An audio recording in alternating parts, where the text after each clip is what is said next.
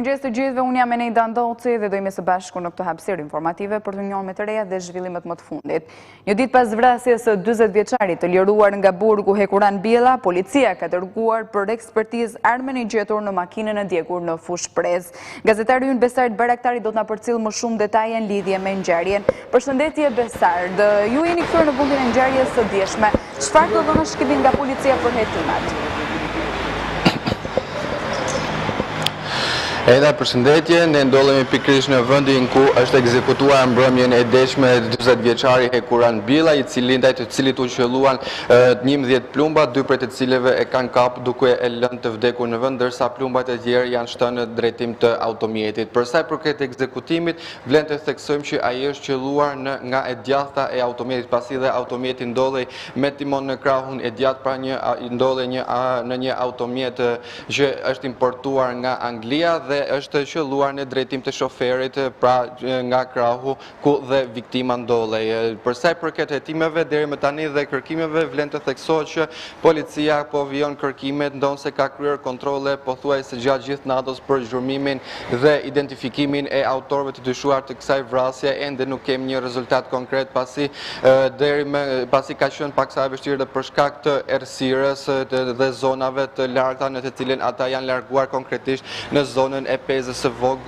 vogël ku autorët u larguan, dogjin autometin dhe u larguan në drejtim të paditur. Njëkohësisht me kërkimet për sa i përket autorëve, policia po vijon dhe verifikimet e të gjithë të dhënave të cilët kanë mbledhur gjatë ekzaminimeve dhe ekspertizës së mbrëmjes së djeshme, pikërisht jo vetëm në vendin e ngjarjes në të cilin ndodhemi, por dhe në automjetin që është gjetur i shkrumbuar mbrëmjen e djeshme në pezë të vogël. Kështu ekzaminim është duke u ekzaminuar arma në të cilën është gjetur në automjet. Arma cila dyshohet që është përdorur në atentat është një armë e modelit MP5, e cila është përdorur me silenciator për ekzekutimin e 40 vjeçarit Hekuran Billa. Ndërkohë, të dhënat e tjera po verifikohen nga ana e policisë dhe grupit hetimor, siç janë kamerat e sigurisë të cilat janë sekuestruar në zonë, apo dëshmitë të qytetarëve, apo të gjitha materialet e tjera të cilat janë sekuestruar gjatë mbrëmjes së djeshme, një ekspertizë e cila ka zgjatur për rreth 2 orë. E qartë, Besard, ajo çfarë do doja të pyesja është nëse ka persona ende deri më tani pra të shoqëruar në lidhje me këtë ngjarje, qoftë edhe dëshmitar.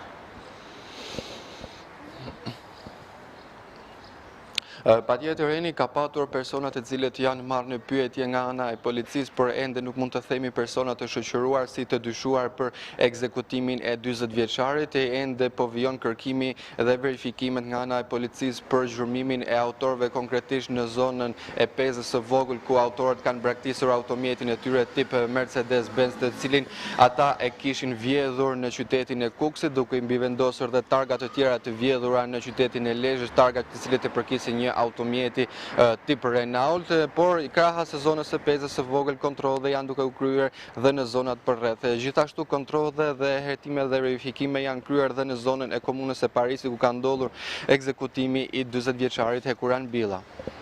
Besard, do doja të pyesja edhe një pyetje të fundit. A ke mundur të mësosh detaje në lidhje me lirimin nga burgu të personit në fjalë pra viktimës?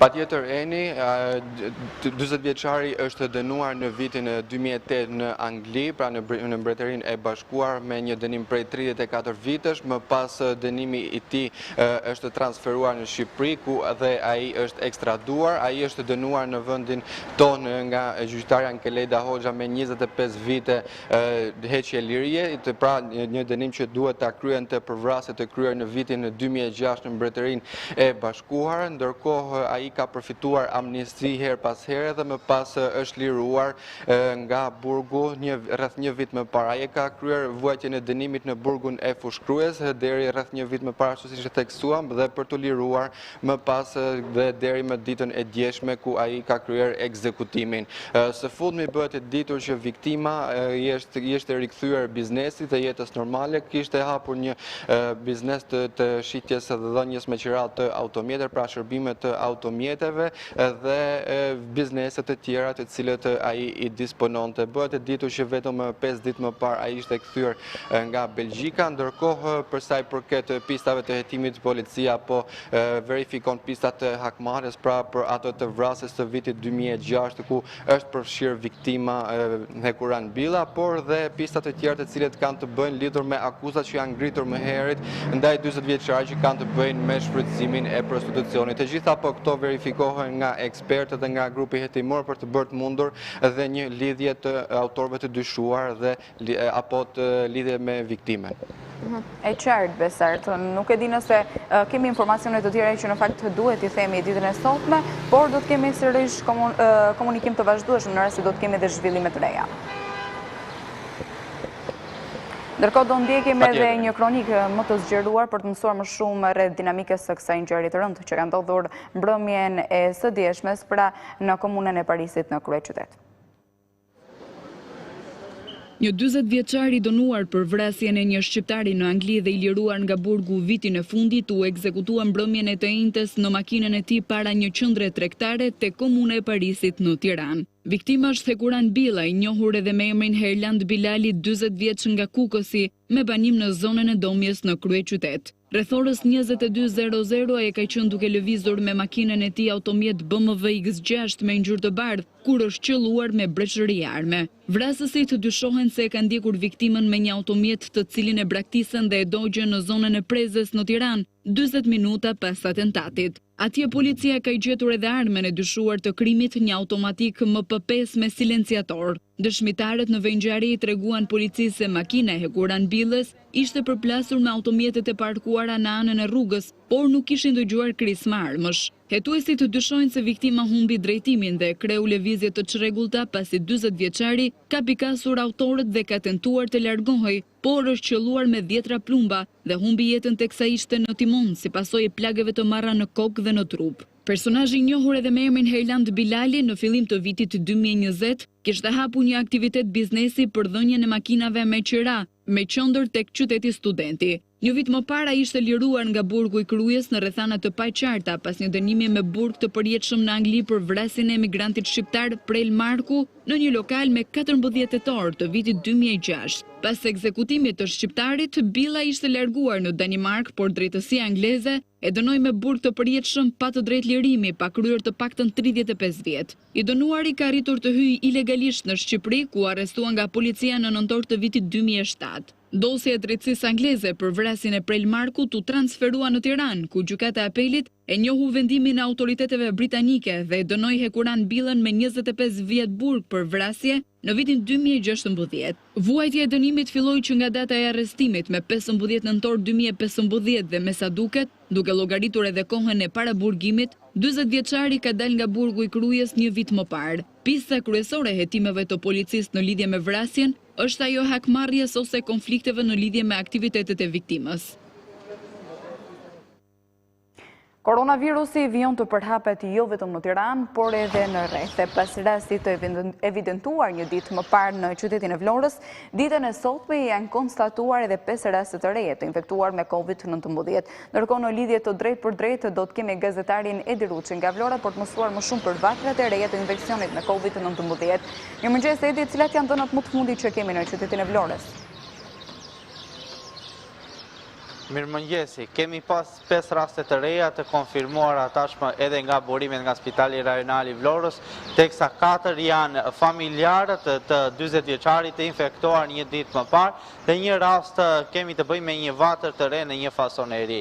Të paktën nga burimet na konfirmohet se bashortja e 40 vjeçarit e konfirmuar me COVID-19 ditën e sotme ka qenë punonjëse e një fasonerie dhe gjatë punës së saj dyshohet që mund të ketë infektuar edhe një punonjës tjetër të kësaj fasonerie.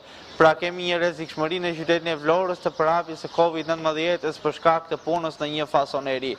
Ditën e djeshme një 40 vjeçar i infektuar me COVID-19 është infektuar në qytetin e Marës, teksa punonte në profesionin e bojarxhiut në këtë qytet.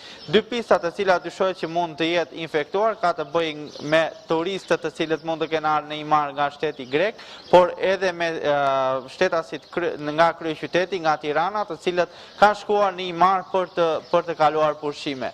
40 vjeçari është rikthyer në qytetin e Vlorës dhe gjatë qëndrimit në banesën e tij ka infektuar 4 familjarë, të cilët kanë rezultuar ditën e sotme pozitive. Kanë shfaqur simptoma dhe menjëherë kanë telefonuar mjekun e familjes, i cili ka bërë të mundur dhe analizimin e tyre të mëtejshëm duke i dërguar dhe tamponët në ISHP. Ka rezultuar të 4 pozitiv. Në 24 orë janë dërguar në ISHP 14 tampon, 12 prej të cilëve janë kontakte të rasteve të infektuara, ndërsa 2 janë raste të cilat dyshoheshin për COVID-19. Dhe 4 familjarët janë konfirmuar pozitiv, teksa kemi konfirmim pozitiv edhe të një punojësi tjetër në një fasoneri e qytetit e Vlorës. Vlora, me shifra që po shfaq ditët e fundit, po kthehet në një vatër të re të COVID-19 dhe shpresojmë që mos të ecim me këto ritme pasi ka filluar një fazë e re në qytet që nuk e kishim edhe më parë dhe kur gjithçka menduam se përfundoi. Edhe ditën e sotme vlen të theksohet që kanë dalë 4 raste familjare dhe një rast i ri, sërish në qytetin e Vlorës kemi një neglizhencë të masave, teksa qytetarët po ecin ende me mendimin se gjithçka ka përfunduar, duke shkelur çdo mas, le të themi, por edhe duke mos lëvizur as me maska, as me doreza, duke mos ruajtur as edhe distancimin social. E qartë, Eti, të doja të mbeteshim sërish tek pjesa e rasteve, pra tek 5 rastet e reja. Çfarë është bërë sa i përket hetimit epidemiologjik të këtyre rasteve? Çfarë masash janë marrë konkretisht për izolimin e këtyre personave? Të paktën nga informacionet që kemi, të 4 rastet të cilët janë brenda një familjeje, por edhe rasti i ri, janë të karantinuar tashmë në shtëpi. Janë raste asimptomatike, të cilat kanë shfaqur simptoma të lehta të virusit dhe gjenden në një gjendje të qëndrueshme shëndetësore. Nuk janë nisur në drejtim të spitalit infektiv në Tiranë, për arsye se gjendja shëndetësore e tyre mbetet aktualisht e qëndrueshme. Po mbahen në kontroll, të karantinuar në banesë dhe po marrin një trajtim mjekësor të specializuar.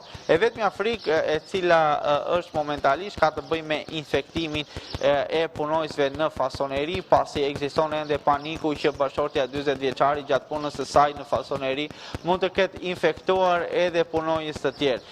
Po kryet një testim i punojësve dhe kontakteve më të fundit, jo vetëm të bashortjes së 40 vjeçarit, por edhe të 40 vjeçarit gjatë punës së tij që ka bërë në qytetin e Imarës, por edhe të rastit të ri i cili sërish është një punojës në fasoneri. Dhe pritet që ndoshta në orët në vijim, por edhe ditën e nesërme të kuptojmë më tepër nëse kjo vatë në qytetin e Vlorës është zgjeruar apo ka mbetur vetëm në kuotën e 5 rasteve, le të themi. Të falenderoj Edi për informacionet që përsollet drejt për së drejti në studion e Ora News. Ndërkohë ne do të vijojmë me të tjera zhvillime.